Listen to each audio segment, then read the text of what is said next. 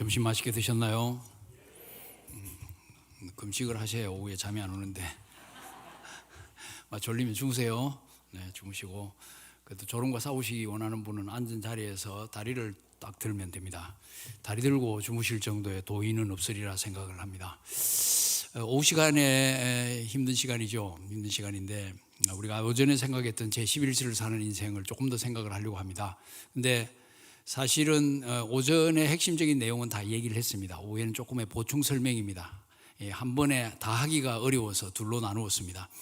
제가 보통 다른 데 집회 가면 주일 오전 말고 오후 다른 시간에는 1시간 반 설교를 하는데 1시간 반을 하면 여러분이 기절하실 거고 적당하게 짧게 하고 그렇게 마무리를 하도록 할게요.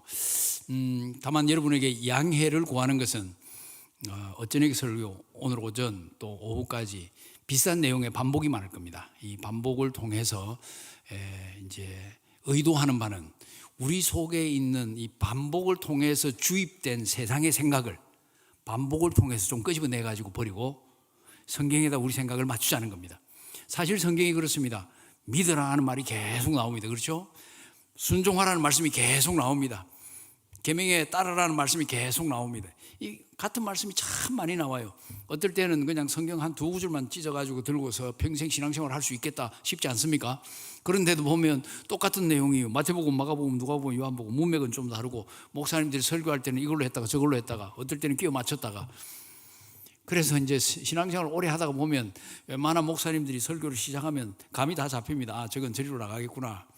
저는 그런 목사님을 보았습니다. 집회를 했는데요. 자기는 이렇게 얘기하더라고요. 설교를 시작하면 슬그머니 나간답니다. 나가가지고 마칠 때쯤 슬그머니 들어온답니다. 왜 그러냐고 물었더니 자기는 웬만한 설교는 시작할 때 딱 저거 무슨 설교겠다 다 안답니다. 그럴 수도 있겠죠. 그렇게 생각되는 분은 슬그머니 나가시면 됩니다. 제11시를 사는 인생이 뭔가? 제11시에 포도원에 들어온 일꾼에 대해서 우리가 생각을 했지 않습니까? 설교 제목은 제11시를 사는 인생입니다. 이것은 의도하는 바가 있는데 무엇을 의도하느냐 하면 11시에 들어와서 어떤 삶을 살아야 되느냐까지를 보자는 겁니다. 그 삶을 사는 데 있어서 머릿속에 어떤 생각을 해야 되느냐, 이 생각이 본문과 관계해서 주제와 관계해서 천국과 어떻게 연결이 돼야 되느냐, 이걸 늘 정리를 해놓자는 겁니다. 정리를 하는데 왜 반복이 필요하냐? 세상 생각들이 반복해서 우리한테 들어오기 때문에 목사님 설교를 들을 때는 아 저게 맞는데 나가가지고 몇 번 더 들을 때는 아 이쪽이 맞네, 이렇게 왔다 갔다 하는 것이 우리 대부분의 평범한 사람들의 모습이기 때문입니다. 그래서 이 시간에 이 제11시에 부름받은 이 일꾼들에 대해서 조금 더 생각을 하면서 우리 자신의 이 복음에 대한 확신, 천국 가는 길에 대한 확신, 이런 부분을 다지기를 원합니다. 조금 더 복습을 해보자고 하면 어린아이가 천국의 주인이라는 이 말씀부터 여러분 늘 떠올려야 합니다. 이거는 가만히 따지고 보면 그 다음에 나오는 이 얘기들과 연결해서 본다고 하면 제자들에게 주신 출제 예상 문제 같아요. 왜냐하면 이 어린아이가 천국 주인이다 해놓고 그 다음에 젊은이의 질문이 딱 떨어지지 않습니까? 이 젊은이의 질문이 떨어지면 너희들 뭐라고 대답할래? 자, 예수님이 지금 선생님입니다. 예수님이 계십니다. 젊은이가 왔습니다. 선한 선생님이여, 내가 어떻게 해야 영생을 얻을 수 있습니까? 무슨 일을 해야 됩니까? 라고 질문했을 때 제자들이 선생님 자리를 가로채 가지고 아, 젊은이 보아하니 똑똑해 보이는데 선생님이 조금 전에 말씀하신 건 내가 먼저 가르쳐 드릴게. 어린아이같이 돼야 되는 거야. 자기가 깨달았으면 그런 대답을 해줄 수 있다는 말이죠. 이 상상입니다. 상상.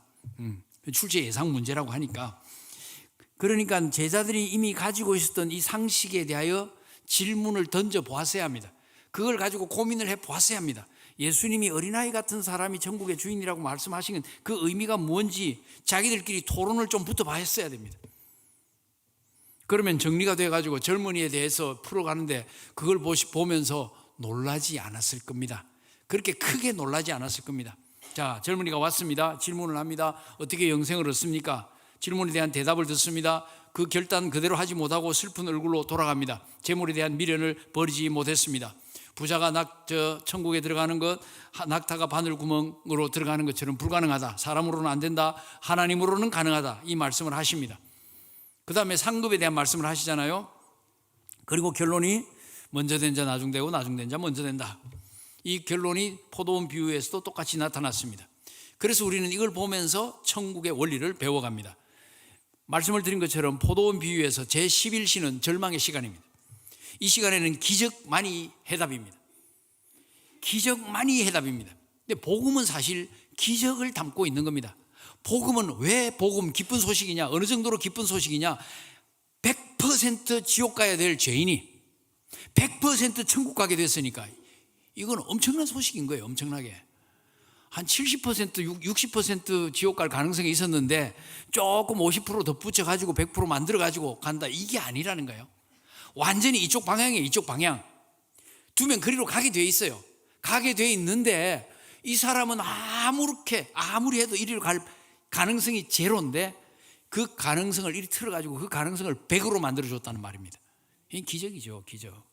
우리말로는 그냥 기적 말고는 이게 표현할 게 없어요. 이 엄청난 기적이 일어났고 기적을 일으킨 자선 사업가 같은 주인이 지금 등장했다는 겁니다. 그 등장해가지고 전혀 자격 없는 이 사람에게, 절망 속에 빠진 사람에게 일자리를 줬습니다. 1시간밖에 일 못했지만 하루 품삯을 줘버렸습니다. 대단한 기적이 일어난 거죠. 그런 기적이 사실은 조금 전에 제자들에게 했던 말씀 속에 담겨 있습니다. 제자들 보고 뭐라고 했습니까? 새 세상이 되면 너희들이 12지파를 다스릴 거야. 바로 그런 기적이 일어날 거라는 거예요. 제자들도 지금 깜짝 놀랐지 않습니까? 자기들도 무슨 말인지 못 알아들었을 거예요. 성령이 오셔서야 알아들었는데 그 전까지는 예수님께서 이스라엘을 회복하면 자기들도 거기서 도지사는 하겠구나. 한 지파씩 맡아서 그렇게 생각했다는 말입니다. 그러니까 이 11시에 부름받은 일꾼에게 일어난 기적은 주인의 은혜, 100% 은혜로 일어났고 그 은혜는 우리의 상식을 뛰어넘는다. 그래서 천국은 초상식적인 은혜를 경험한 사람들이 모이는 곳입니다. 하나님의 백성은 바로 그런 초상식적인 은혜를 경험했다는 것을 알고 사는 사람입니다. 그래서 항상 기뻐할 수 있습니다. 그래서 일어나는 모든 일이 결국은 선을 향하여 가기 때문에 범사에 감사할 수 있는 겁니다. 그것을 본문이 우리에게 가르쳐 줍니다. 그리고 나서 보니까 먼저 된 자 나중되고 나중된 자 먼저 됐네, 순서가 바뀌어버렸네 하는 것을 알게 되는 겁니다. 그래서 천국의 원리를 알면 순서가 왜 뒤바뀌는지 알 수 있습니다. 천국의 원리는 그래서 하나님의 은혜 빼고는 전혀 이해할 수 없습니다. 조금 전에 노래했잖아요. 모든 것이 은혜, 모든 것이 은혜. 모든 것이 은혜입니다. 모든 것이라는 것은 예외 없이 모든 것이 은혜입니다. 99% 은혜가 아니고 100% 은혜입니다. 예수님은 제자들이 이 원리를 깨닫기를 원하십니다.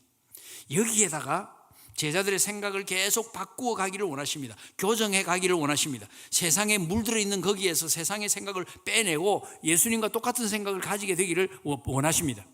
유대교적인 생각에 젖어 있었는데 그 생각을 빼내기를 원하십니다. 없애버리기를 원하십니다.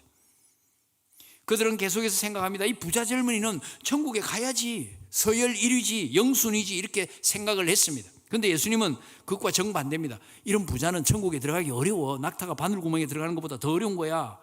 말씀을 하십니다. 그들을 보기에는 하나님의 축복을 제일 많이 받은 이 사람들이 천국에 들어갈 가능성이 제일 없다는 거예요. 제자들처럼 자격이 없는, 아무리 가르쳐도 깨우치지 못하는 너네들이 갈 거다 이 말씀이죠. 오늘 아무 자격이 없는, 문벌도 학벌도 내세울 것 없는 오늘 우리 예수 믿는 우리가 갈 거라고 지금 말씀하시는 겁니다. 이게 복음인 겁니다. 이게 기쁜 소식입니다. 참, 그래서 우리는 자다가도 깜짝깜짝 놀라야 됩니다. 자다가도 깜짝깜짝 놀라야 됩니다. 제자들은 예수님의 말씀에 충격을 받습니다. 깜짝 놀랐습니다. 사실 제자들은 본문 앞에 있는 그 보상에 대한 약속도 이해하기 어려웠을 겁니다. 제자들에게 약속하셨죠. 너희들은 12보좌에 앉아서 이스라엘 12지파를 심판할 것이다. 내 이름을 위하여 집이나 형제나 자매나 부모나 자식이나 전토를 벌인 자마다 여러 배를 받을 것이다. 여러 배는 문자적으로는 100배를 받을 것이다. 그리고 또 영생도 상속할 거야. 어마어마한 약속을 들었습니다. 어안이 벙벙했을 겁니다. 아니 어떻게 그것이 가능하냐 말이에요. 내가 배 한 대 버렸으면 하나님이 100개 배 100대를 나한테, 100척을 나한테 주신다는 말인가? 내가 100평을 주를 위해서 버렸으면 10,000평을 돌려주신다는 말인가? 이게 참 어렵잖아요. 그런데 이 세상에 속한 우리는 이렇게 설명을 안 하면 알아듣지를 못한다니까요. 그래서 좀 알아듣게 하시려고 예수님이 이런 쉬운 비유를 갖다 들이댄 겁니다. 아니 어떻게 그런 일이 세상에 가능하겠습니까? 근데 이 보상에 대한 약속이 베드로에게 주어졌습니다. 베드로가 이렇게 말했습니다. 우리가 모든 걸 다 버리고 주를 따랐습니다. 모든 걸 다 버리고 주를 따랐습니다. 그런데 예수님은 이만한 상급을 주신다고 말씀하십니다. 다만 조건이 있습니다. 세상이 새롭게 되어. 이 말씀은 새로운 세상에서 이루어진다는 이야기죠. 영원한 영광과 관계된 겁니다. 이 놀라운 약속은 사실 유대교적인 생각에서 벗어나지 못했던 제자들에게 뭔가 설명을 해 주시고 알려주시는 예수님의 노력이라고 볼 수 있습니다. 상급은 분명히 있습니다. 그러나 세상의 수준으로 자꾸 이해하면 안 됩니다. 상급이 있죠. 금면류관도 있고 누구 말 맞다나 개털 모자도 있고 다양할 겁니다.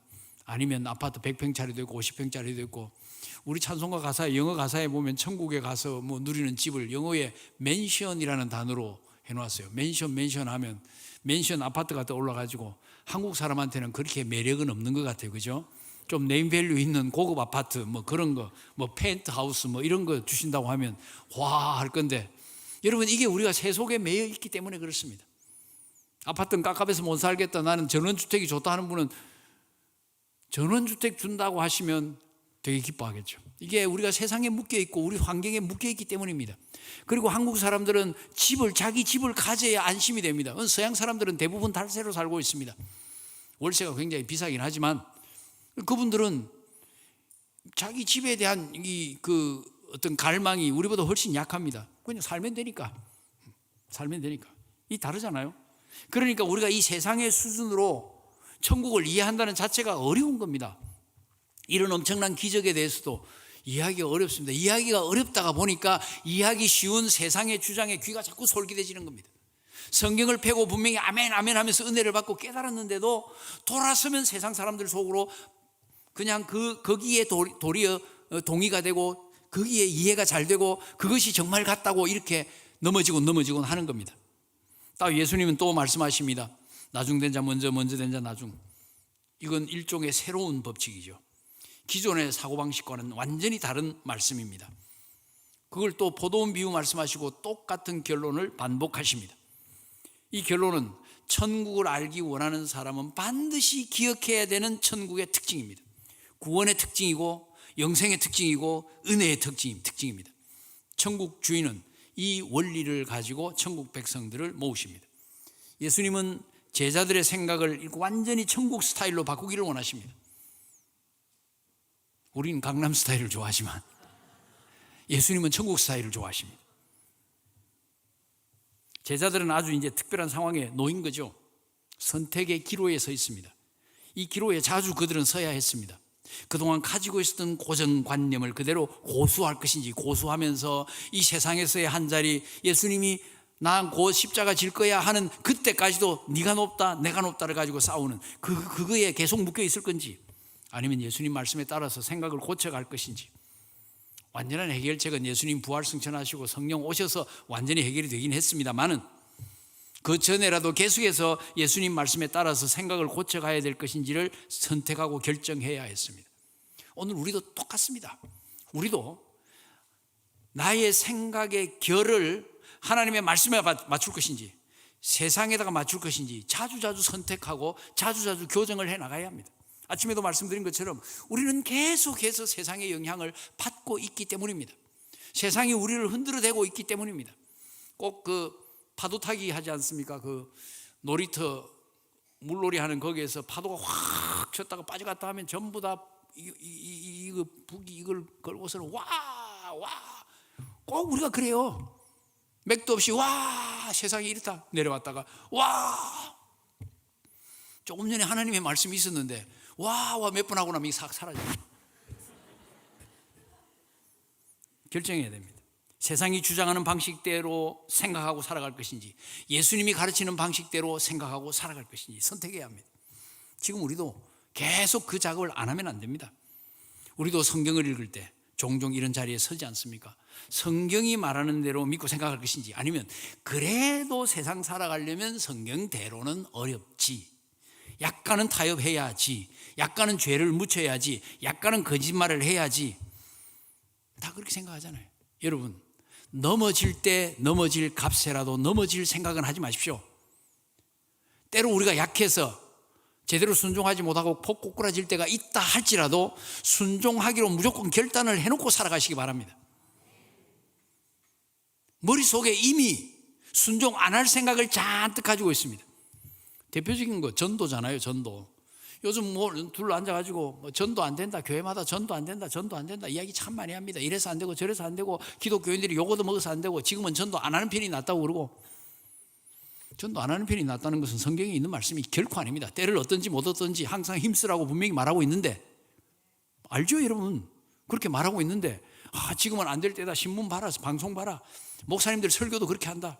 우리는 이 네거티브한 접근의 세뇌가 되어버렸어요. 세뇌. 이건 약간 영향받은 게 아니고 세뇌가 됐습니다. 그 위에다가 하나님의 말씀을 놓을 수 없습니까? 그 위에 하나님 말씀을 놓아야 정상이죠. 그리스도인으로서는 정상입니다.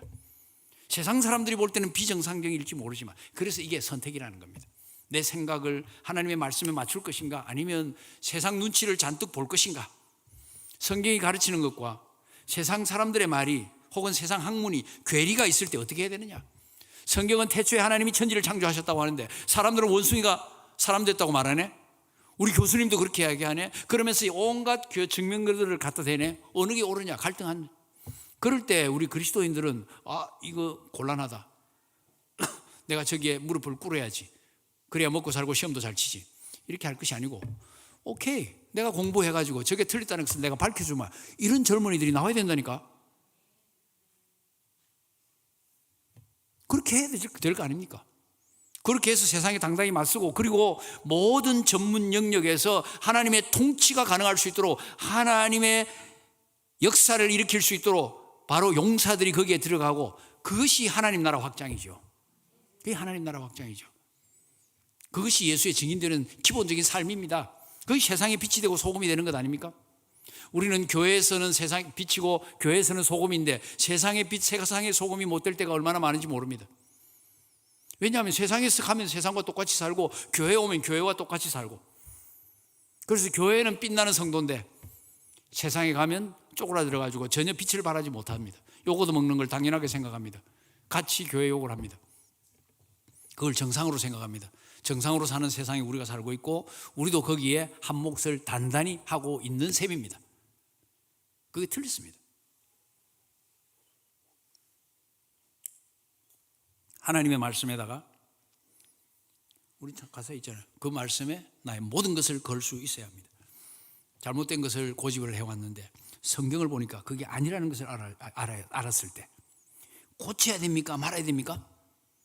성경대로 고쳐야죠. 성경대로, 성경이 원하는 대로. 그래서 성경이 가라는 데 가고 멈추라는 곳에 멈출 수 있어야 합니다. 성경은 말합니다. 누구든지 그리스도 안에 있으면 새로운 피조물이라.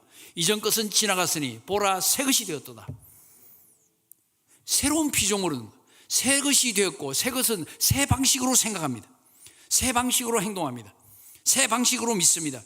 새로운 피조물은 옛 피조물 시대의 주장에 동조하지 않습니다. 굴복하지 않습니다. 옛 피조물 시대의 방식을 분토와 같이 버렸는데, 배설물처럼 버렸는데, 그거 다시 끌고 와가지고 그거 붙잡고 씨름할 필요, 그거 붙잡고 복종할 필요가 어디에 있겠습니까? 없습니다. 근데 의외로 많은 성도들이 거듭났다고 하면서, 예수 안에 새 생명 얻었다고 하면서, 하나님의 자녀가 되었다고, 천국 백성이 되었다고 하면서도 옛날에 버렸던 그 쓰레기 뒤져가지고 가지고 와서 그것을 하나님의 말씀 위에다 놓고 살아갈 때가 많다는 겁니다. 그게 실패의 길입니다. 그게 그리스도인으로서 패배의 길입니다. 성령의 인도를 따른다고 하면서 마귀의 작품, 마귀의 인도를 따르는 경우가 얼마나 많은지 모릅니다. 믿음으로 의롭다 함을 받았다고 하면서 죄의 길로 자꾸 돌이켜가는 경우가 얼마나 많은지 모릅니다. 새로운 피조물이 되었습니까? 되었다면 새롭게 생각해야 됩니다. 그 새롭게 생각하는 기준이 하나님의 말씀입니다. 이 말씀에 우리의 생각, 자신의 생각을 조율을 딱 시켜놓으시기 바랍니다. 오래간만에 악기 다루면 음을 조율을 좀 해야 되잖아요. 뭐 현악 같은 거 하면 그 선을 좀 당겨가지고 맞춰야 되잖아요. 우리도 자주 조율을 해야 합니다. 무엇에? 하나님의 말씀에. 이 생각의 변화를 위해서 본문이 큰 도전과 자극을 줍니다. 이 일꾼들을 한번 보십시오. 먼저 온 일꾼들을 한번 보시기 바랍니다. 이 먼저 온 일꾼들이 바로 우리의 제자들의 그리고 지금 우리의 기존 사고방식을 알려주고 있습니다. 당시 유대인들의 사고방식을 알려주고 있습니다. 그리고 대부분 사람들이 이 먼저 온 일꾼들과 똑같은 생각을 합니다. 이들의 태도를 보면서 이들의 말을 들으면서 쉽게 공감할 수 있습니다. 우리도 그 자리에 있었으면 똑같이 반응을 했을 가능성이 많습니다. 우리에게도 이 주인의 행동 방식은 굉장히 낯섭니다. 기분 굉장히 안 좋습니다. 어떻게 먼저 된 자와 나중된 자의 순서를 바꿔버립니까? 먼저 된 자가 나중되고 나중된 자 먼저 되도록 이렇게 뒤엎어버립니까? 이렇게 질서를 깨뜨려야 됩니까? 이렇게 한쪽에서 억울한 생각을 하도록 만들어야 됩니까? 먼저 된 자는 먼저 되고 나중된 자 나중돼야 이게 정상 아닙니까? 예외적인 경우가 만약에 있다 하더라도 그야말로 예외적이라 해야 되지, 이걸 천국이니까 일반화시킨다. 왜 그러십니까? 자, 우리 주위를 보십시오. 아들이 재벌 되는 것 쉽습니다. 부잣집 아이가 좋은 환경에서 공부 잘하게 되는 것 요즘은 예전보다 훨씬 쉽죠. 외국에서 여러 해 자란 아이가 외국어 잘하는 것 쉽습니다. 요즘 말하듯이 개천에서 용 나오는 시대는 지났답니다. 물론 용이 나올 수도 있지만 그건 예외적이라고 말해야 되죠. 우리 사회의 원리에도 먼저 온 사람부터 음식을 준다든지 주문을 받는다든지 그래야 되잖아요. First come, first served. 먼저 오고 먼저. 번호표 1번 받은 사람부터 해줘야 될 것 아닙니까? 먼저 온 사람이 서비스를 먼저 받아야지. 이게 무너지면 사회 질서가 무너집니다. 식당에서 늦게 온 사람에게 먼저 음식이 가면요, 먼저 온 사람은, 손님은 생각이 아주 복잡해집니다. 뜨거운 날씨에 혹은 추운 날씨에 긴 줄 서서 택시 타느라고 기다리는데 누가 새치기해서 탁 타버리면요, 주위에서 불만이 얼마나 튀어나오는지 욕도 튀어나오고 그러죠. 그럴 때 정의의 사나이가 탁 등장해가지고 새치기 하는 사람을 싸워서 속아내버리면 박수칩니다. 그렇죠? 속이 시원하다. 요즘 같으면 그게 이제 짤이 만들어져가지고 돌아다니겠죠. 지난 목요일 날에 서울 용산역에서 택시를 기다리고 있었습니다. 드디어 제 자리가 돼서 제가 제일 맨 앞에 섰습니다. 택시 한 대가 저기 한 20m, 30m 전방에서 이리로 옵니다. 저거 내가 타겠구나. 근데 젊은 여성이 저 반대쪽에서 갑자기 튀어나와가지고 택시를 탁 세우러. 사실 저는 시간이 많아서 크게 초조해하지는 않았어요. 근데 너무나 통쾌하게도 택시 기사가 그 여자를 보고 안 된다고, 저리 가서 줄 서라고. 와, 엄청 기분 좋더라고요. 그래서 불공정한 일이 일어나면 우리는 신경이 예민해집니다. 그렇죠? 특히 우리 한국 사람은 성질이 약간 급하기 때문에 신경이 더 예민해지는 편입니다. 그래서 아직도 저런 몰직한 사람이 있냐고, 싸가지 없는 사람이 있냐고 그렇게 욕합니다. 요즘에는 병원에서도 진료를 받으면 진료 이름이 다 나옵니다. 전원 X라든지 전 X호라든지 이런 식으로 쭉 나오더라고요. 우리 사회에 새치기에 대한 이 피해 의식이 얼마나 사실은 깊이 자리 잡고 있는지 알 수가 있습니다. 그렇죠? 우리는 먼저 온 일꾼들의 이 마음을 쉽게 이해할 수 있습니다. 그리고 우리 자신도 먼저 온 일꾼 위치에 서 있을 때도 많습니다. 먼저 들어온 일꾼들, 먼저 된 자들이죠. 이들은 새치기를 용납하지 않습니다. 누구도 이 순서를 감히 무너뜨릴 수 없습니다. 이들은 가장 먼저 온 자들답게 당당합니다. 주인과 정당한 계약을 맺은 사람들답게 당당합니다. 아침 일찍 온 사람들도 당당한 편입니다. 그 다음에 제3시, 제6시, 제9시에 온 사람들도 똑같이 했으니까 나름대로 정당한 노동의 대가를 받기로 약속하고 포도원에 들어왔던 사람들입니다. 나름대로 발언권이 있습니다. 계약 이행을 주인에게 요구할 수 있습니다. 제11시에 들어온 이 사람만, 이 일꾼들만 유일하게 아무 계약도 맺지 않고 들어가라 해서 들어왔습니다. 유일하게 발언권이 없습니다. 먼저 들어온 사람들도 주인에게 고마운 마음이야 가졌겠죠. 사람 많은데 자기들 먼저 뽑아줬으니까 고마웠을 겁니다. 그러나 이 고마움은 절망에서 벗어나게 해준 데 대한 고마움은 아닙니다. 내가 아침에 일찍 나왔으니까 기적이 일어났다, 그 정도의 고마움은 아닙니다. 그저 사람 도리로서 가지는 고마움입니다. 세상 살면서 이런 고마움은 늘 가져야 되지 않겠습니까? 가져야죠.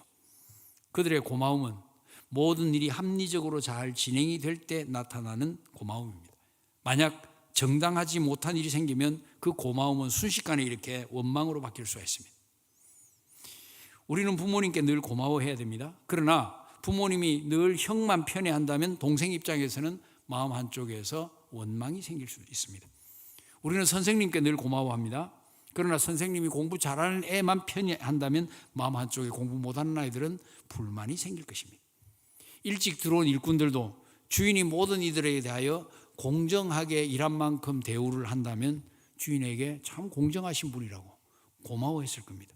그러나 어느 한쪽만 편애한다면 원망과 불평을 하게 될 것입니다. 본문이 바로 그런 것을 말하고 있습니다. 하루해가 저물었습니다. 주인은 청지기를 불러서 품삯을 나눠주게 합니다. 놀랍게도 제일 마지막에 온 이 제11시 일꾼에게 한 데나리온을 줍니다. 다 보고 있습니다. 다른 사람들이 무슨 생각하겠습니까? 머릿속에서 재빨리 계산을 할 겁니다. 한 데나리온 일했는데, 한 시간 일했는데 한 데나리온을 주시네. 나는 3시간 일했으니까 3데나리온. 옆에 친구는 6시간 6데나리온, 9시간 9데나리온. 아침 일찍 온 사람은 10시간 넘게 일했는데 10데나리온. 좀 깎아도 5데나리온. 오늘 횡재했네. 저 사람 대단한 분이네. 정말 좋은 분이네. 한참 상상을 안 했겠어요? 그런데 이 상상이 와르르 무너집니다. 예상이 보기 좋게 빗나갑니다. 그들도 한 데나리온밖에 받지 못한 거예요. 잠깐 기대를 했는데 그 기대가 사라져 버렸습니다. 사실 그들은 약속대로 받았지만 그런 상황에서 약속대로 받아서 주인님 감사합니다 하고 돌아갈 사람은 어디 있겠어요? 주인을 향하여 원망을 터뜨립니다. 나중 온 이 사람들, 11시에 온 이 사람들은 1시간밖에 일하지 아니하였거늘 1시간 일했는데 종일 수고하며 더위를 견딘 우리와 같게 하였나이다. 어떻게 이 인간하고 우리하고 급이 같을 수 있습니까? 아니 이게 말이 됩니까? 우리를 이렇게 대답하다니 이거 너무 불공정하지 않습니까? 저 사람들은 결국 우리들 3배, 6배, 9배, 10배의 임금을 받아 챙긴 셈 아닙니까? 당신이 계산을 할 줄 아시오? 정말 우리 억울합니다. 이런 항의입니다. 이들의 항의는 일리가 있습니다. 누구나 이해할 수 있습니다. 누구나 그들의 주장에 동조할 겁니다. 저라도 그랬을 겁니다. 특히 제11시에 들어온 사람들이 자기들보다 능력도 없고 일도 시원찮고 거기 일도 제대로 하지 않고 얼쩡거리고 그랬다고 하면 그 억울함은 더 커졌겠죠. 일도 못하고 일한 시간도 저렇게 짧은데 어떻게 감히 우리와 같이 대우할 수 있나? 우리보다 나은 게 하나도 없는데, 우리보다 너무 못한데 우리보다 더 낮게 대우를 해주다니 이게 말이 되느냐? 이렇게 반응할 수밖에 없습니다. 누구나 공정하게 대우를 받아야 맞습니다.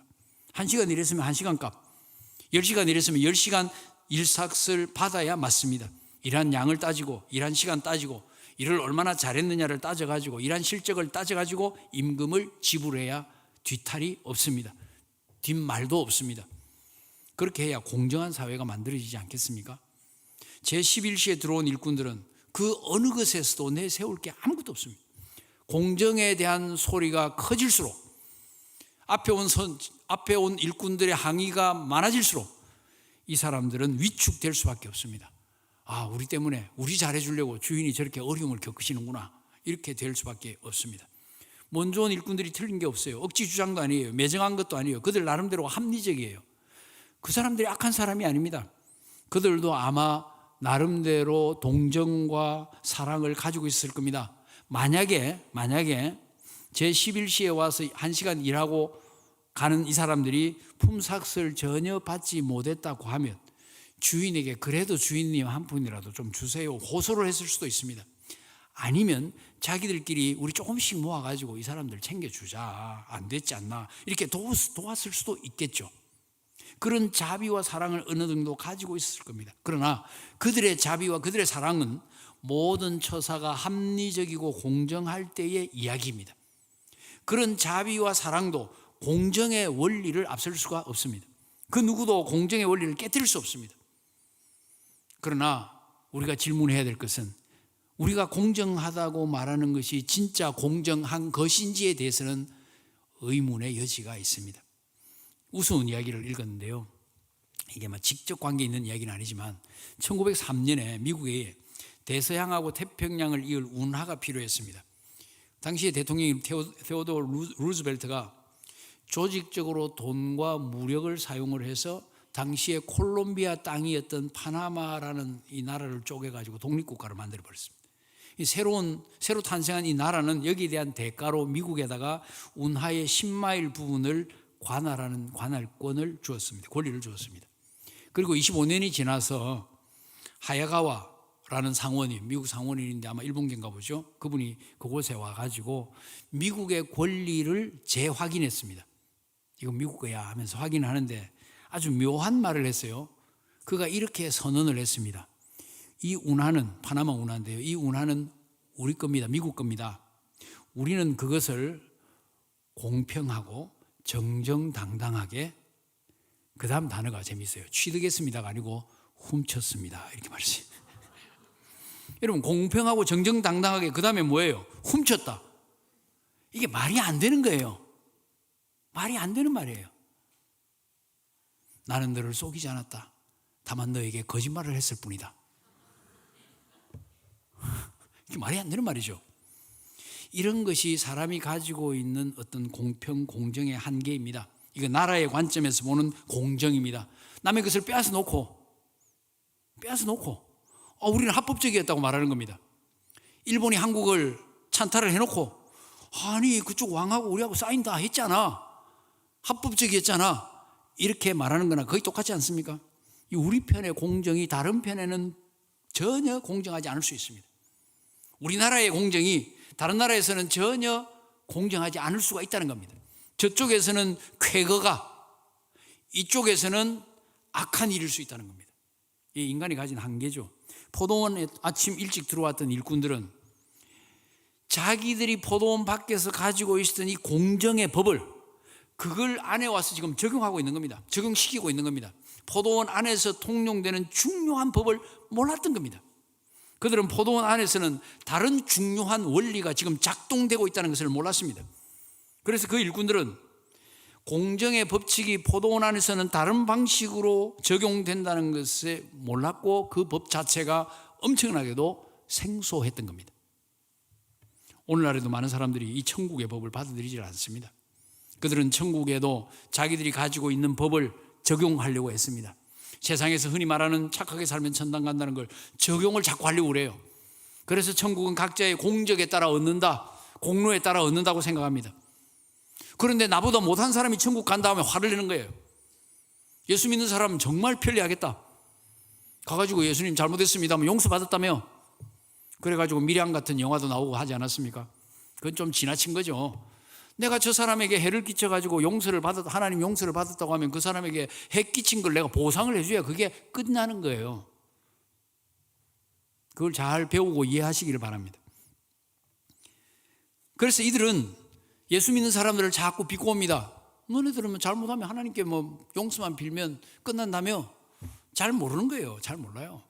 천국도 착하게 안 살아도 죄 지어도 간다며, 예수만 믿으면 간다며, 참 쉽겠다 이렇게 말합니다. 실제로 저는 그렇게 말하는 사람을 보았습니다. 오래전 제가 서울에 있을 때 예비군 훈련에 갔어요.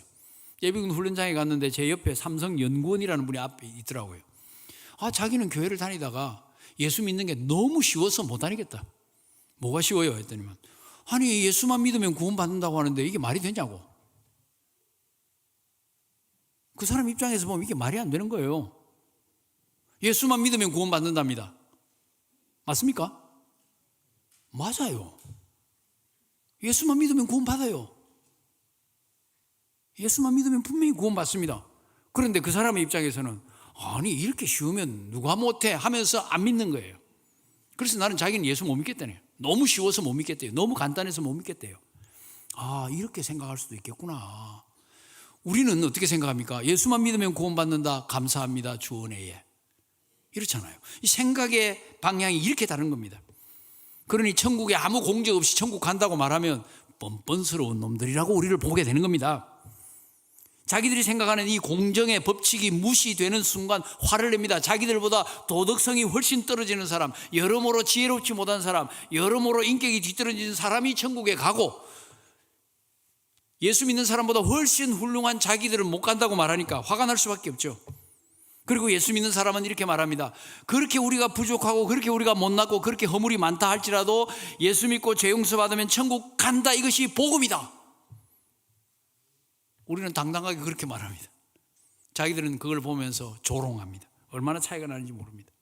지금도 많은 사람들이 이 하나님의 조처에 대하여 원망과 비난을 쏟아내고 있습니다.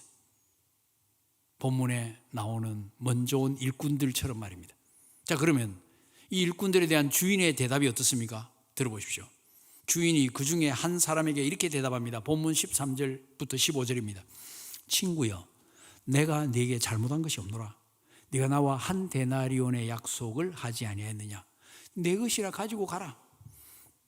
나중 온 이 사람들에게 너와 같이 주는 것이 내 뜻이니라. 내 것을 가지고 내 뜻대로 할 것이 아니냐? 내가 선함으로 네가 악하게 보느냐? 주인은 정확한 사실을 얘기했어요. 틀린 말이 한마디도 없어요. 주인의 입장에서 한번 보십시오. 주인이 뭐 잘못했습니까? 잘못한 거 없어요. 주인은 먼저 온 일꾼들과 한 데나리온의 계약을 맺었고 그 사람들은 전부 정당한 몫을 챙겼습니다. 계약은 100% 이행이 됐습니다. 다른 사람에게 어떤 식으로 하든 그건 그들이 상관할 바가 아닙니다. 그 중에 일 잘하는 사람 뽑아가지고 그 사람에게 10데나리온 보너스를 주든 상관할 바가 아니라는 말입니다. 주인이 자기 돈으로 무슨 행동을 하든 거기에 감노하라 배노하라 할 권리는 없습니다. 그들이 받을 돈을 받았습니다. 그들의 권리는 100% 존중이 되었습니다. 주인은 그 사실을 분명히 밝히면서 말합니다. 내 것이나 가지고 가라.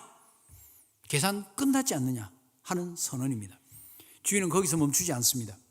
주인은 선한 일을 했죠. 무슨 선한 일을 했습니까? 절망에 빠진 그 11시 일꾼들을 건졌잖아요. 놀라운 일을 했잖아요. 기적을 그에게 베풀어 줬지 않습니까? 그리고 1시간 일 시켜줘 놓고 하루 품삯을 줬잖아요. 정상적인 대가보다 10배가량 줬습니다. 자선사업 크게 했지 않습니까? 이 선한 거 아니에요? 이런 선한 분이 어디 있습니까? 이 일만 떼어놓고 보면 언론에 보도될 만큼 귀감되는 훌륭한 일을 했습니다. 미담으로 기록될 만합니다. 자식을 훌륭한 인물로 키우기를 원한다면 이런 주인의 이야기를 들려주지 않겠습니까? 야, 그 포도원에 이런 분이 계시더라. 그래가지고 그 한 집 살렸잖아. 아니 여러 집 살렸잖아. 이런 이야기가 되겠죠. 그래서 주인이 마지막에 이렇게 말합니다. 내가 선함으로 네가 나를 악하게 보느냐? 선한 것을 악하다고 말하는 건 대단히 나쁜 일이죠. 먼저 온 일꾼들은 공정해라 하는 원리를 주장했지만 결국은 주인이 선한 행위를 한 그것을 비난한 것이 된 겁니다. 대단히 악한 말을 한 셈입니다. 주인은 당신의 뜻을 분명히 밝힙니다. 14절과 15절에 내 뜻이라는 말이 거듭 나옵니다. 나중에 온 이 사람들에게 너와 같이 주는 것이 내 뜻이다. 주인은 특별한 뜻을 가지고 있습니다.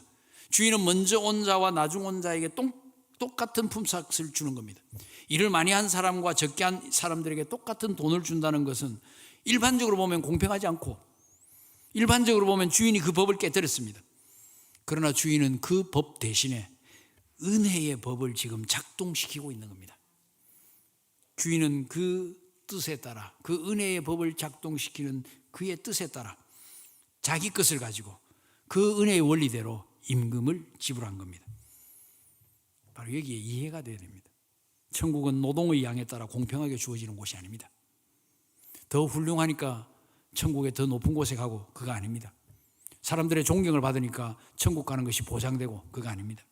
사람들이 합리적이라고 판단하는 데 따라서 저 정도 되면 천국 갈 만해 그런 분들이 가는 곳이 아니라니까요. 천국에는 세상에서와는 다른 법이 적용이 됩니다. 그 법은 누가 정합니까? 천국 주인이 정하는 겁니다. 온 우주의 창조자께서 천국도 만드신 그분이 그의 기쁘신 뜻대로 정합니다. 그분은 그렇게 하실 권리가 있습니다. 내 것을 가지고 내 마음대로 하는데 누가 무슨 소리?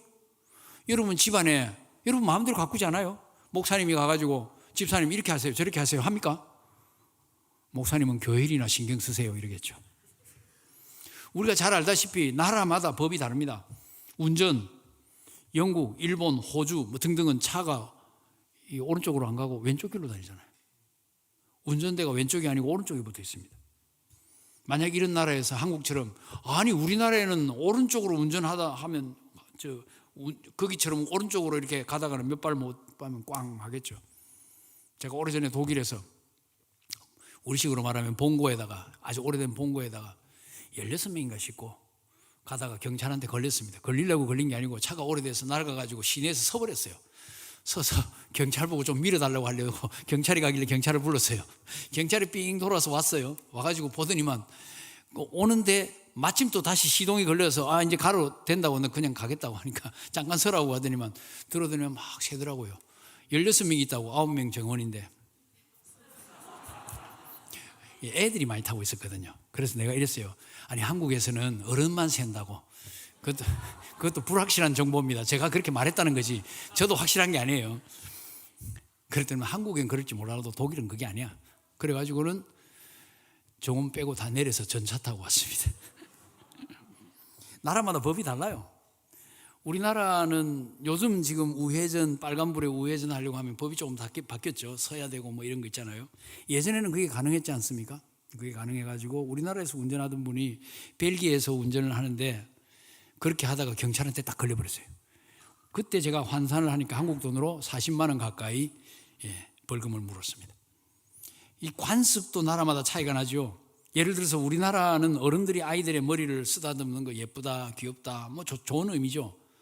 태국에 가니까 이 아이들의 머리를 절대 쓰다듬지 못하게 그때 선교사님인지 누가 얘기를 하더라고요. 왜 그래요? 그러니까 머리 위에 귀신이 산다나? 그래서 여기 손대면 안 된답니다. 우리나라에는 어른들이 그래서 아이 머리를 쓰다듬어 주지만 아이가 어른 머리를 쓰다듬는 건 정말 버릇없는 이야기죠. 그런 일은 있을 수 없죠. 무례한 행동입니다. 근데 유럽에서는 애도 좋으면 어른 머리 쓰다듬습니다. 한 번은 독일 어느 도시의 큰 역 광장에서 이렇게 서 있는데 바로 저기에서 노인 부부, 조그마한 노인 부부하고 커다란 젊은이 하나가 시비가 붙었어요. 시비가 막 하니까 뭐 어떻게 했는지 말도 못 알아듣고 하여튼 표정만 봤는데요. 그러다가 어떻게 해결이 됐나 봐요. 그러니까 이 젊은이가 떠나면서 할아버지 머리를 쓰다듬고 가는 거예요. 이렇게 하고. 와, 그걸 보면서 한국 사람인 저는 하면서 XX 하면서 이게 화가 확 치밀어 오는 걸 느꼈어요. 근데 그 할아버지는 기분 좋게 빙긋이 웃으면서 주스, 빠이빠이 이렇게 하더라고요. 괜찮습니다, 여러분. 우리 손주들도 제 머리 이렇게. 또 한 가지, 우리는 식사하면서 요즘은 많이 바뀌었어요. 이제 쩝쩝 후루룩 잘 안 내죠. 옛날에는 쩝쩝 후루룩 소리 내는 게 맛있게 먹는 표시였습니다. 쩝쩝 후루룩 서양 사람들은 질색합니다. 그런데 독일 사람들은 그걸 질색하면서 식사하다가 코를 푸는데요, 엄청 세게 풉니다. 코가 커서 그런지 소리가 엄청 큽니다. 우리는 식탁에서 코를 그렇게 팽팽 안 풀죠. 요즘은 조금 풀긴 하지만 그래도 돌아서서 조심스럽게 애를 쓰면서 소리 적게 내려고, 그죠? 그 사람들은 자유롭게 빵 합니다. 이 사람 사는 세상에 관습이라는 게 이렇게 지역마다 나라마다 차이가 나지 않습니까? 좁혀가지고 가정도 마찬가지입니다. 어떤 가정에 가보면 아주 예의 바르고 군율이 서 있는 것처럼 가풍이 쫙 서 있습니다. 뭐 군인 집안은 또 그럴 수도 있겠다 싶어요. 또 뭐 선생님 집안에 가면 애들이 탁 책을 들고 있다든지 뭐. 제가 아는 어느 집사님 한 분은 자기 아들에게 늘 훈시하는 게 남에게 해는 끼치지 마라. 이게 아들에게 주는 이 교훈, 훈시, 가훈 뭐 그런 겁니다. 처음 들으면서 좀 시시하다 생각을 했는데 살수록 그거 참 좋은 말이다 싶어요. 남에게 해는 끼치지 마라. 여러분, 천국의 주인이 천국의 법을 정한다고 해서 누가 감노하라 배노하라 하겠어요? 누가 그거 틀렸다 맞다 하겠어요? 그렇게 말하는 것은 무례한 월권입니다. 주인은 주인의 나라에서, 주인의 영지에서 100% 옳습니다. 아니, 그 이상으로 옳습니다. 주인은 약속도 지켰습니다. 100% 지켰습니다. 주인은 선한 일도 했습니다. 100% 이상으로 선한 일을 했습니다. 주인은 은혜의 원리로 포도원을 채웠습니다. 은혜의 원리로 품삯도 나누어 주었습니다. 세상의 원리와 다르다. 세상의 원리와는 다르게 운용되는 곳이 천국입니다. 여러분, 세상과 천국이 다르다고 해서 놀랄 필요가 없지요. 사람들의 생각과 하나님의 뜻이 다르다고 해서 이상하게 생각할 필요가 없습니다. 먼저 된 자와 나중된 자가 순서가 바뀐다고 해서 놀랄 필요가 없습니다. 천국 백성은 천국 주인의 뜻을 따르면 됩니다. 거기에 머리를 조아리면 되는 겁니다. 우리 생각에 이 자세가 분명해야 합니다. 나는 천국 백성인가? 천국 백성이라면 천국 주인의 말과 말씀과 생각에 무조건 따라야 된다. 이게 분명해야 합니다. 이게 우리의 가치관을 형성해야 합니다. 이게 우리의 생각의 중심을 형성해야 합니다. 다른 거 잡다한 거 집어넣지 마시길 바랍니다. 하나님의 말씀이 내 삶의 방향과 내 삶의 철학을 정확하게 정의해 줄 수 있도록, 그래서 우리는 하나님의 말씀을 읽고 듣고 지키는 겁니다. 그래서 이 말씀은 하나님의 사람으로 온전케 하며 선한 일을 행하기에 완전하게 만들어주는 것입니다. 자, 특혜를 맛본 제11시의 일꾼들을 한번 살펴봅니다. 우리는 이 사람들에 대해서 아는 바가 별로 없어요. 그들은 오후 5시가 되어가지고 그때까지 놀고 서 있었고, 용케 주인의 눈에 띄어가지고 포도원에 들어왔고 1시간 일했고 황송할 정도로 많은 품삯을 받았습니다. 정말 큰 은혜를 받았습니다. 그들이 이 1시간 동안 얼마나 많은 일을 얼마나 효과적으로 했는지 모릅니다. 품삯을 받으면서 무슨 말을 했는지, 무슨 노래를, 콧노래를 흥얼거렸는지 모릅니다. 그렇습니다. 은혜를 받은 사람, 그리고 받고 은혜 받았다는 것을 아는 사람은 사실 할 말이 없는 사람들입니다. 떳떳하게 항의할 권리가 없다는 것을 아는 사람들입니다. 자기들이 한 데나리온 받는 것을 참 염치 없다고 생각하는 사람들입니다. 나 같은 죄인이 천국에 간다는 것 정말 염치 없다는 것을 아는 사람들입니다. 그래도 천국 가게 됐다는 확신을 가진 사람들인 겁니다. 이것은 본문 바로 앞에 나타나는 상급을 생각나게 만듭니다. 제자들은 이스라엘 12지파를 심판할 권세를 받았습니다. 제자들은 받게 됩니다. 제자들은 자기들이 버린 것에 100배나 받는다는 약속도 받습니다. 그리고 영생도 상속한다고 듣게 됩니다. 이 제자들이 그렇게 많은 것을 받을 자격이 있겠습니까? 본인들 생각도 그렇고 다른 사람 보기에도 그렇습니다. 그런데 이 놀라운 상급을 약속으로 받았습니다. 약속받았습니다. 그게 하나님의 뜻이라는 말입니다. 제11시에 부름받은 사람도 엄청난 품삯을 받았습니다. 그 이야기를 들으면서 제자들이 눈치가 있다고 하면 자기들이 바로 그 제11시에 부름받은 사람이라는 것을 알아차렸을 겁니다. 그리고 먼저 된 자는, 혹은 아침 일찍 부름받은 자는 부자 젊은이라는 것을 알았을 겁니다. 우리도 하나님의 은혜를 안다고 하면 우리는 부자 젊은이가 아니라 제11시에 부름받은 사람이라는 것을 알아차려야 합니다. 우리는 무자격자입니다. 죄인 중에 괴수입니다. 그런데 우리를 충성되게 여겨서 일꾼 삼아 주신 겁니다. 합리적으로 본다고 하면 우리가 영생 얻을 확률은 꼴찌입니다. 그런데 신비로운 하나님의 은혜로 갑자기 나중된 자가 먼저 되었습니다. 선두에 서버린 겁니다. 불신자들은 본문에 먼저 온 일꾼들처럼 이 원리를 알지 못합니다. 그래서 지금도 여전히 하나님의 방식에 대해서 이의를 제기하고 있습니다. 우리는 놀라운 은혜를 받았기 때문에 제11시에 들어온 일꾼으로 남은 1시간을 살아가고 있는 겁니다. 그래서 우리는 제11시를 사는 인생인 겁니다. 성경의 말씀들이 계속 그 말을 하고 있어요. 우리가 믿음의 선조, 믿음의 조상하면 아브라함, 믿음 좋았다, 부를 때 갈 바를 알지 못하고 나갔다, 이렇게 하는데요, 조금 뒤집어서 보면 이 아브라함을 이끌어 갔던 것이 계속해서 하나님의 은혜라는 것을 알게 됩니다. 아브라함이 나 불러주세요 해서 하나님이 불렀습니까? 하나님이 그를 먼저 불렀습니다. 갈 바를 알지 못하고 나갔습니다. 그 다음 어디로 갔어요? 애굽에 갔습니다. 사고는 자기가 쳤잖아요. 하나님이 다 수습해 주셨습니다. 그의 신앙이 자랐습니다. 마지막에 이삭 바치는 훈련을 했습니다. 엄청난 믿음의 용량, 캐파가 큰 거죠.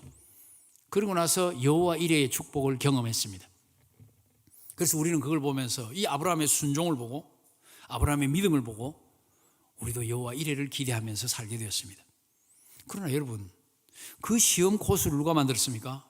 하나님이 만드신 거예요.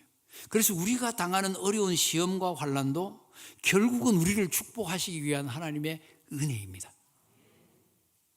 고통 속에 그래서 하나님의 은혜가 늘 빛나게 되어 있어요. 기도 응답이 지연됩니까? 그것도 하나님의 은혜인 겁니다. 에베소서 2장 3절, 우리가 구원받기 전에는 절망적인 상태라고 말합니다. 전에는 우리도 다 그 가운데서 우리 육체의 욕심을 따라 지내며 육체와 마음에 원하는 것을 하여 다른 이들과 같이 본질상 진노의 자녀이었더니, 세상 다른 사람들처럼 우리도 하나님의 진노의 대상입니다. 지옥 가야 마땅한 사람들입니다. 우리도 하나님의 뜻과는 정반대의 삶을 살았습니다. 불순종의 자식들이었습니다. 우리를 기다리는 것은 무서운 심판과 지옥불이었습니다.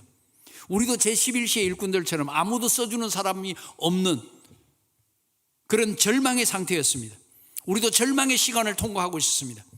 그것이 에베소 2장 3절인데요. 그 다음 구절, 놀라운 기적이 일어났다고 가르칩니다. 긍휼에 풍성하신 하나님이 우리를 사랑하신 그 큰 사랑을 인하여, 희망이 어디에 나옵니까? 긍휼에 풍성하신 하나님. 네, 우리 쪽을 보니까 하나님의 진노의 대상, 근데 하나님을 보니까 긍휼에 풍성하신 하나님, 그 사랑으로 우리를 건져주신 겁니다. 그 사랑은 깊고 넓고 무한합니다. 그 하나님이 우리를 불쌍히 여겨주십니다. 우리의 상태에 대하여 마음 아파하십니다. 그리고 예수를 보내주십니다. 예수를 믿게 하시고 예수와 함께 살려주십니다. 그리스도 안에서 새 피조물 되게 하십니다. 이 제11시 일꾼들에게 일어났던 기적, 그 이상의 기적이 우리에게 일어난 겁니다. 그 이상의 은혜가 우리에게 쏟아부어진 겁니다. 로마서 3장에도 나옵니다. 3장 23절, 모든 사람이 죄를 범하였으며 하나님의 영광에 이르지 못하더니, 이게 우리의 절망적인 상태를 말합니다. 인간은 예외 없이 그런 죄인의 상태입니다. 아무리 애쓰고 노력해도 하나님의 영광에 이를 수가 없습니다. 아무리 애를 써도 천국 갈 가능성이 제로입니다.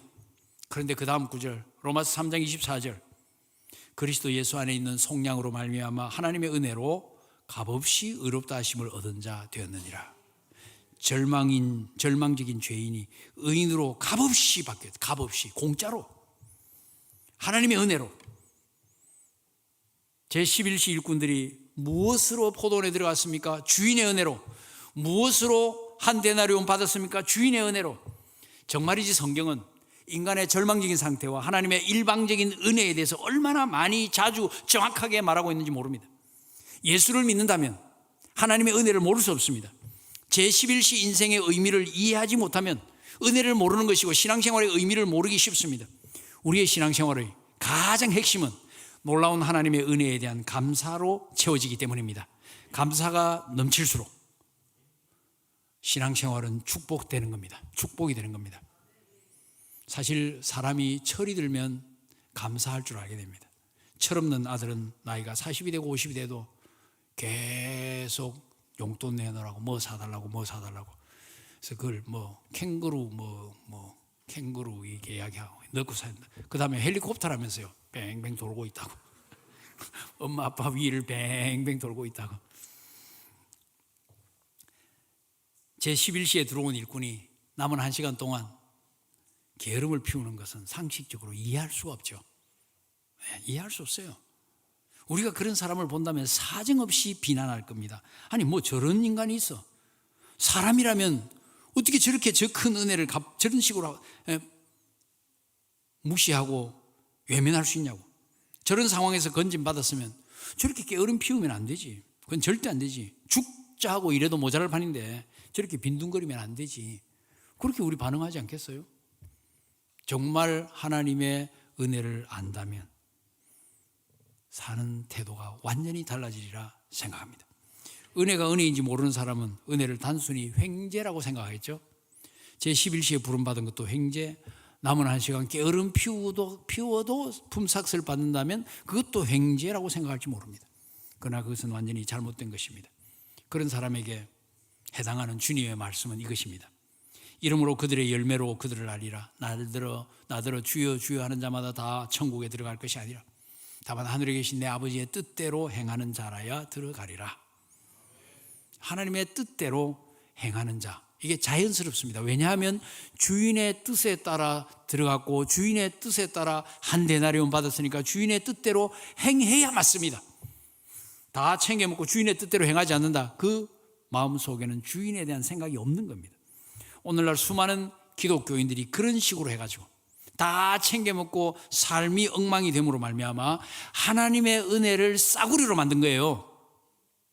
하나님의 은혜는 예수 그리스도의 목숨값입니다. 영광의 보좌를 버리고 죽기까지 복종하시고 우리를 대신해서 저주의 십자가를 치셨는데, 이 어마어마한 값을 치렀는데, 물론 우리는 공짜로 구원을 얻었습니다. 그것이 공짜라는 말이 그 은혜가 값싼 것이라는 말이 아닙니다, 여러분. 부모의 은혜로 집도 공짜, 차도 공짜, 그렇다고 해서 그게 공짜라고 해서 그게 값싼 차, 값싼 집이 아니라는 말입니다. 정말 공짜로 천국을 받았다고 해서 천국이 값싼 천국이 아니라는 말입니다. 그래서 천국에 대한 보충 설명이 필요하기 때문에 예수님이 저 앞에서 마태복음 13장에서는 천국은 농부가 그 밭에서 발견한 보물 상자와 같다, 아니면 진주와 같다. 너무 귀하기 때문에 온 재산 다 팔아서 샀다. 그만큼 귀한 것이다. 이걸 같이 알아야 되는 거예요. 그래서 여러분 오늘 이걸 읽고 이것만 보면 안 됩니다. 다 입체적으로 종합적으로 볼 수 있어야 합니다. 수많은 크리스찬들이 그렇게 해서 하나님의 은혜를 싸구려로 만들었습니다. 고귀한 은혜를 받았다는 것을 기억하시기 바랍니다. 공짜지만 엄청나게 고귀합니다. 예수님의 목숨값임을 기억해야 합니다. 싸구려로 만든 크리스찬들은 회개는 하지 않고 용서만 생각합니다. 희생은 하지 않고 축복만 생각합니다. 거룩하게 살려는 노력은 하지 않고 사랑만 구합니다. 주여 주여 부르짖으면서도 주의 뜻대로 살지 않습니다.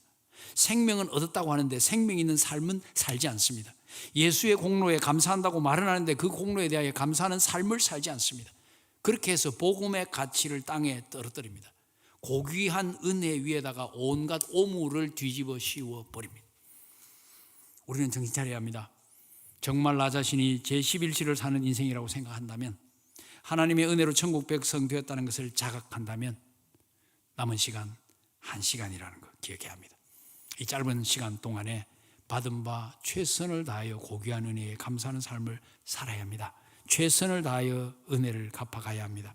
그러면서 우리는 이렇게 말하죠. 무익한 종입니다. 할 걸 한 것뿐입니다. 그리고 우리가 한 일은 아무리 봐도 하나님의 은혜에 비하면 아무것도 아닙니다. 모든 것이 은혜일 뿐입니다. 그러면서 빈손 들고 앞에가 십자가를 붙드네. 이게 우리 자세가 되어야 되는 겁니다. 기억하십시오. 하나님은 우리를 은혜로 부르셨습니다. 그리고 천국 백성 삼아주셨습니다. 절망의 상태에 있는 우리를 건져주시고 천국 일꾼으로 만들어주셨습니다. 1시간 남았습니다. 이리 비틀 저리 비틀 빈둥거릴 시간은 없습니다. 누가 이러니 저러니 비판할 시간도 없습니다. 주인에게 항의할 시간도 없고 그럴 만한 염치도 없습니다. 그저 우리는 은혜의 원리로 구원받았고 지금도 그렇게 살고 있고 앞으로도 그렇게 영원히 살게 될 것입니다. 우리는 제11시를 지금 살아가고 있습니다. 그런데 여러분, 천국에 합당한 생활은 이 세상에서 살아야 하는 겁니다. 은혜에 감사하는 생활은 이 세상에서 해야 합니다. 천국 가면 죄가 없기 때문에 모든 것이 자동적으로 될 것입니다. 그러므로 이 세상에서 제11시를 사는 인생으로 한번 꼭 살아볼 수 있기를 바랍니다. 내가 11시 인생이라는 것을 깊이 자각하고 그 태도로 이 땅을 살아가는 사람, 그가 주인의 뜻을 아는 사람, 그가 주인의 마음에 기쁨을 주는 사람입니다. 사랑하는 성도 여러분, 우리는 여러모로 부족하지만 제11시 인생으로 주인의 마음을 시원하게 해드리면서 이 땅을 살아갈 수 있게 되기를 간절히 바랍니다.